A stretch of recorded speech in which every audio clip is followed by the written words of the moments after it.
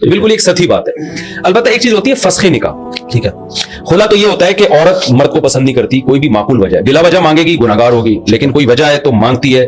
تو شریعت کہتی ہے کہ ٹھیک ہے بھائی کسی معقول وجہ سے مانگ رہی ہو تو مرد کو راضی کر لو کہ وہ مہر واپس لے لے اور تمہیں چھوڑ دے. ٹھیک ہے. یہ کام اگر مرد خود نہیں کرتا تو کورٹ سے رابطہ کیا جا سکتا ہے تاکہ کورٹ مرد کو بلائے. اس سے ہی فائدہ یہ ہوگا کہ مرد اس کو سیریس لے گا. ٹھیک ہے. ورنہ بعض دفعہ بیوی کی بات کو مرد سیریس نہیں لیتا. کورٹ کا کام ہے دونوں کو بلائے اور کہے کہ بھائی یہ نہیں رہنا چاہتی تو چھوڑ دو. چھوڑ دے گا تو ٹھیک ہے, نہیں چھوڑے گا تو پھر نہیں ہو سکتا, یعنی نہیں ہو سکتا. کورٹ کا کام صرف دونوں کو یعنی اس کو اس میں سنجیدگی پیدا کرنا ہے تاکہ مرد اس کی بات کو سیریس لے. تیسری چیز ہوتی ہے فسخ نکاح. وہ بالکل ایک الگ چیز ہے. فسخ نکاح یہ ہے کہ مرد ایسی نوعیت کا ظلم کر رہا ہے کہ نہ وہ امساک بالمعروف کرتا ہے, نہ تصریح بالاحسان کرتا ہے, نہ بھلے طریقے سے رکھتا ہے ٹھیک ہے اور نہ بھلے طریقے سے چھوڑتا ہے. ٹھیک ہے. بیسک حقوق اس کے ادا نہیں کر رہا. جیسے نامرد ہے, اس کی عورت کی کبھی اولاد نہیں ہو سکتی, وہ زنا کی طرف جا سکتی ہے, یہ بیسک حق ہے عورت کا. نان نفقہ ہی نہیں دے رہا اس کو.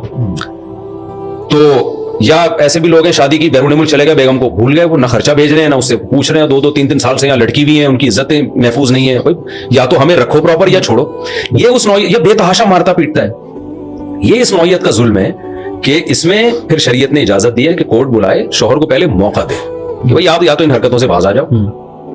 اگر وہ باز آ جاتا ہے پھر بھی حق نہیں ہے. اچھا. اگر وہ باز آ جاتا ہے تو پھر بھی کورٹ کو حق نہیں ہے, اس کو موقع دیا جائے گا. ٹھیک ہے. کہ سدھرنے کا. جیسے بیرون ملک جا کے بیوی کو بھول گیا ہے تو کورٹ اس کو آرڈر کرے گی بھائی آپ آئیں یا لے کے جائیں بیوی کو.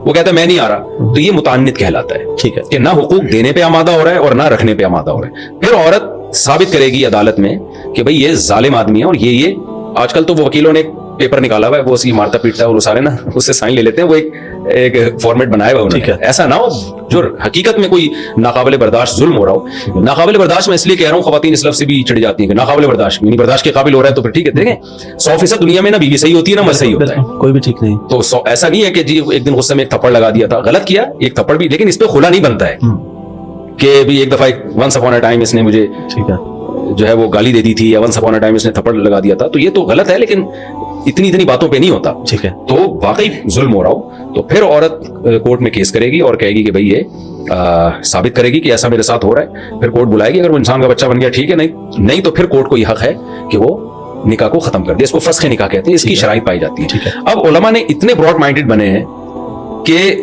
ہم نے کیا کیا, ہم نے کہا کہ یار ہم نے فتوے دیے کہ بھئی خلا نہیں ہو رہا. ٹھیک ہے. بنوری ٹاؤن کا بھی فتوا, دارالعلوم کا بھی, جامع رشید کی, پوری دنیا میں جہاں بھی جائیں گے جو صحیح علماء ہیں, سنجیدہ علماء ہیں جو قرآن و سنت کو جانتے ہیں, وہ دیتے ہیں یہ خلا نہیں ہوتا, یہ غلط ہے.